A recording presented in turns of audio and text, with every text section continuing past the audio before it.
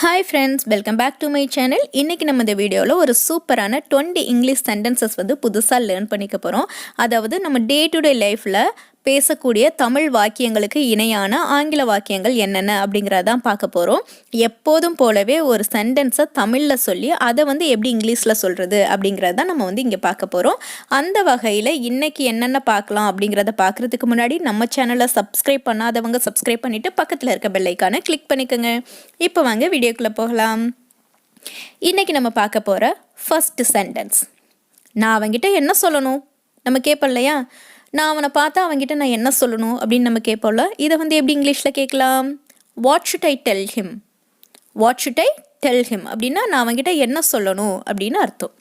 Next one, அந்த கண்ணாடியை யார் உடைச்சது நம்ம கேட்போம்ல. நம்ம வீட்டில் யாராவது கண்ணாடியை உடைச்சிட்டாங்கன்னா நம்ம கேட்போம்ல, அந்த கண்ணாடியை யார் உடைச்சது அப்படின்னு கேட்போம்ல. இதை எப்படி இங்கிலீஷில் கேட்கலாம்? Who broke that mirror, who broke that mirror அப்படின்னா அந்த கண்ணாடியை யார் உடைச்சது அப்படின்னு அர்த்தம். நெக்ஸ்ட் ஒன், எல்லாரும் தூங்குறாங்கன்னு நான் நினைக்கிறேன், எல்லாரும் தூங்குறாங்கன்னு நான் நினைக்கிறேன். இதை இங்கிலீஷில் I think every one is sleeping, I think every one is sleeping. Next one, நான் அவளுக்காக வெயிட் பண்ணிகிட்ருக்கேன். நம்ம சொல்லுவோம்ல, இப்போ நம்ம எங்கேயாவது ஒரு இடத்துல வெயிட் பண்ணிகிட்ருக்கோம், நமக்கு தெரிஞ்சவங்க யாராவது வந்தாங்கன்னா இங்கே ஏன் நின்றுட்டுருக்க, இங்கே யாருக்காக வெயிட் பண்ணிகிட்ருக்க அப்படின்ற மாதிரி கேட்டாங்கன்னா நம்ம சொல்லுவோம்ல, என் ஃப்ரெண்டு ஒருத்தி வரேன்னு சொல்லியிருந்தா நான் அவளுக்காக வெயிட் பண்ணிகிட்ருக்கேன் அப்படின்ற மாதிரி சொல்லுவோம் இல்லையா. நான் அவளுக்காக வெயிட் பண்ணிக்கிட்டு இருக்கேன். இதை எப்படி இங்கிலீஷில் சொல்லலாம்? I am waiting for her, I am waiting for her. Next one, நீ எதை பற்றி நினச்சிட்ருக்க, நீ எதை பற்றி நினச்சிக்கிட்டு இருக்க. இப்போ யாராவது ஒருத்தவங்க எதையாவது யோசிச்சுக்கிட்டு இருந்தாங்கன்னா நம்ம போய் கேட்போம்ல, நீ எதை பற்றி நினச்சிட்டு இருக்க எப்படி அப்படின்னு கேட்போம்ல. இதை எப்படி இங்கிலீஷில் கேட்குறது? What are you thinking about, what are you thinking about அப்படின்னா நீ எதை பற்றி நினச்சிக்கிட்டு இருக்க அப்படின்னு அர்த்தம். நெக்ஸ்ட் ஒன், யாரும் என்னை நம்ப போகிறது கிடையாது, யாரும் என்னை நம்ப போகிறது கிடையாது. இதை எப்படி இங்கிலீஷில் சொல்லலாம்?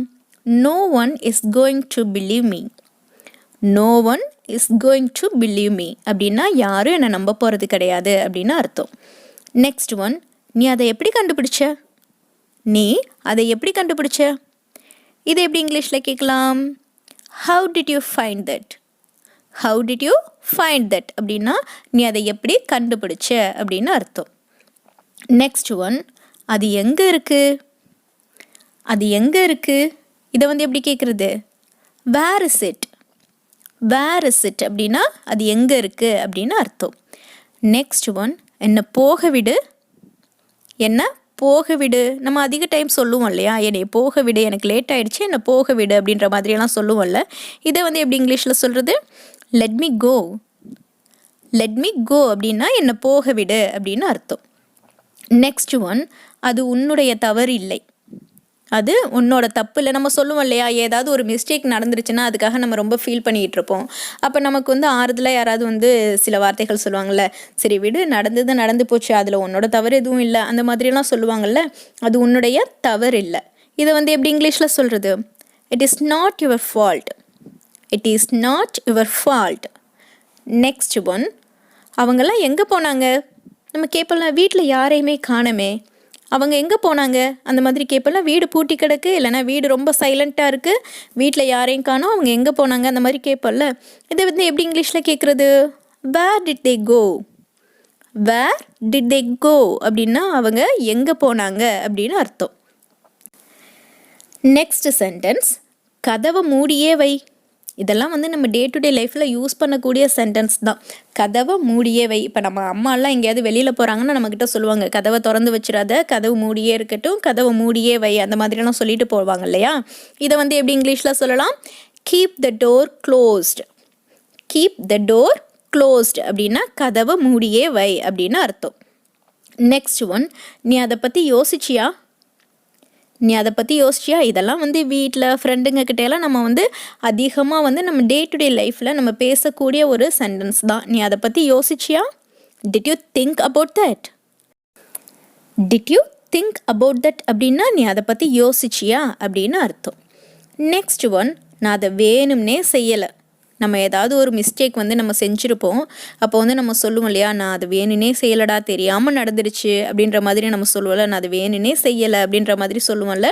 இதை வந்து எப்படி இங்கிலீஷில் சொல்லலாம்? I didn't do it on purpose. I didn't do it on purpose அப்படின்னா நான் அதை வேணுனே செய்யலை அப்படின்னு அர்த்தம். நெக்ஸ்ட் ஒன், என்னால் வேற என்ன செய்ய முடியும்? என்னால் வேற என்ன செய்ய முடியும்? இதெல்லாம் வந்து நம்ம அதிகமாக யூஸ் பண்ணக்கூடிய சென்டென்ஸ் தான். இதெல்லாம் நம்மளால் ஏதாவது ஒரு இடத்துல வந்து எதுவுமே செய்ய முடியாத ஒரு சுச்சுவேஷனில் இருந்திருப்போம். அப்போ வந்து நம்ம சொல்லுவோம்ல, ஆமாம் அப்படி நடந்து போச்சு, பட் என்னால் வேற என்ன செய்ய முடியும் அப்படின்ற மாதிரியெல்லாம் நம்ம சொல்லுவோம்ல. இதை வந்து எப்படி இங்கிலீஷில் சொல்கிறது? What else can I do? What else can I do அப்படின்னா என்னால் வேற என்ன செய்ய முடியும் அப்படின்னு அர்த்தம். நெக்ஸ்ட் ஒன், என்னால் இதை நம்ப முடியலை.